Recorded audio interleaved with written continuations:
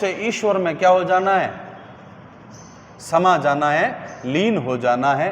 क्या हो जाना है? समा जाना है, समाना, समा जाना। हमें उसमें ईश्वर में क्या हो जाना है? सहज रूप से, बिल्कुल सहज रूप से हमें ईश्वर में लीन हो जाना है, तन्मयता के साथ। यहां लीन होने से अर्थ है उसके अंदर डूब जाना। किसी भी कार्य को इस प्रकार से करना कि हम पूर्णतया उसके प्रति समर्पित हो जाएं। चाहे वो आपका कोई भी क्षेत्र रहा हो, उसके अंदर पूर्ण रूप से डूब जाने पर ही जो है हमें सफलता मिलती है।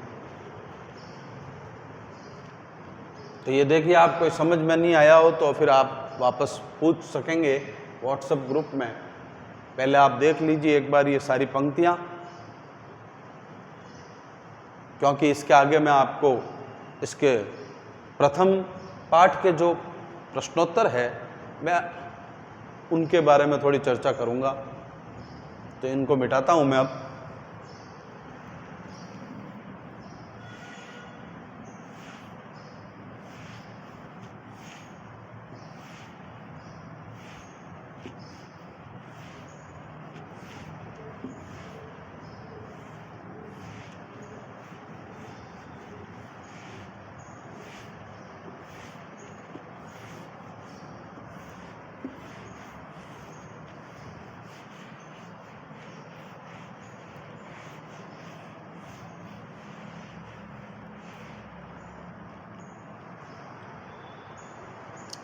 क्या है आपके पहला प्रश्न? देखिए,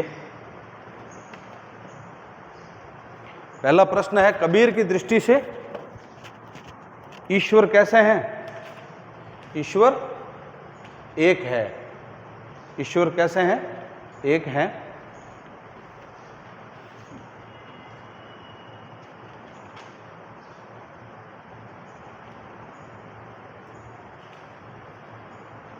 मानव शरीर का निर्माण किन पंच तत्वों से हुआ है?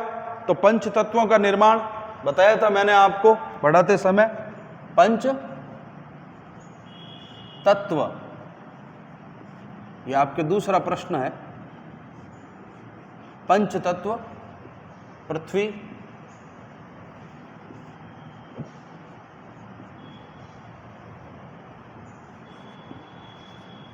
अग्नि, जल, वायु और आकाश। इन पंच तत्वों से ही हमारे शरीर का निर्माण होता है। और ये पंच तत्व वापस जो है, जब हमारी मृत्यु हो जाती है और वापस ये पंच तत्व इन्हीं पंच तत्वों में विलीन हो जाते हैं, इन्हीं पंच तत्वों में मिल जाते हैं। क्या है अगला प्रश्न? देखिए तीसरा, जैसे बाड़ी काष्ठ ही काटे, अग्नि न काटे कोई, सब घटी अंतरी तू ही व्यापक, धरे स्वरूपे सोई। इसके आधार पर बताइए कि कबीर की दृष्टि में ईश्वर का क्या स्वरूप है? ईश्वर का स्वरूप क्या है? आत्मा अजर अमर है, मैंने आपको बताया था। बढ़ई जो है, बढ़ई क्या काट सकता है? काष्ठ काट सकता है, काष्ठ काट सकता है, लकड़ी काट सकता है। उसके अंदर जो समाहित है क्या चीज है? अग्नि। उस अग्नि को नहीं काट सकता। वैसे ही हमारा शरीर जो है, हमारा शरीर जो है वो नाशवान है, वह शरीर जो है वो नश्वर है, किंतु आत्मा जो है वो अजर अमर है। आत्मा कैसी है? अजर अमर है। आत्मा को कोई नहीं काट सकता। शरीर नष्ट हो सकता है, किंतु आत्मा को जो है कोई काट नहीं सकता। अगला प्रश्न है आपके कि कबीर ने अपने आप को दीवाना क्यों कहा है? दीवाना इसलिए कहा गया है, क्यों? क्योंकि कबीरदास जी किसी की बातों में आते ही नहीं है। कबीरदास जी स्वयं जो अपनी भक्ति में लीन रहते हैं। कबीरदास जी ने अपनी बातें लोगों के सामने कह दी, पसंद आए या नहीं आए ये लोगों की समस्या है।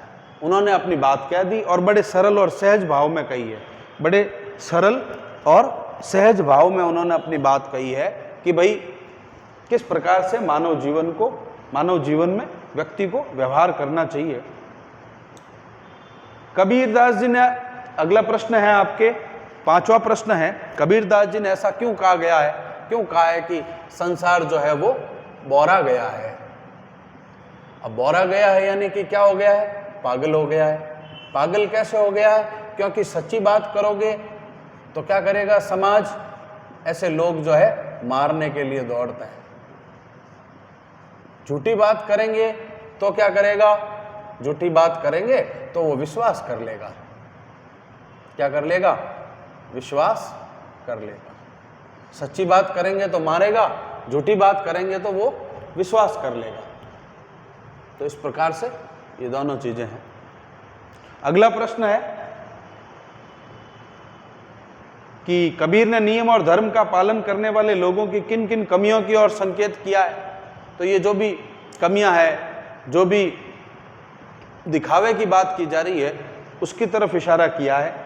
अज्ञानी गुरुओं की शरण में जाने पर शिष्यों की क्या गति होगी, शिष्य भी गुरु के साथ साथ, अज्ञानी शिष्य अज्ञानी गुरुओं के साथ डूब जाएंगे, यानी कि वो भी नष्ट हो जाएंगे। और अगला है, बाह्य आडंबरों की अपेक्षा स्वयं आत्म को पहचानने की बात किन पंक्तियों में की गई है, और कौन सी पंक्तियों में यह बताया गया है कि भाई बाह्य आडंबर की जगह आप जो है अपने अंतरात्मा की बात सुनिए। तो ये पंक्तियां हैं, आत्म मारी पखान ही पूजे, आत्म मारी पखान ही पूजे, आत्म मारी पखान ही पूजे।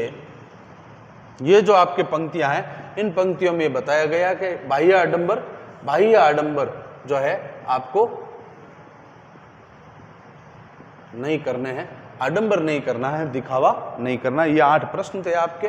तो ये पद 1 कबीरदास जी का पाठ संख्या 1 काव्य खंड में, पद 1 और पद 2, और ये आपके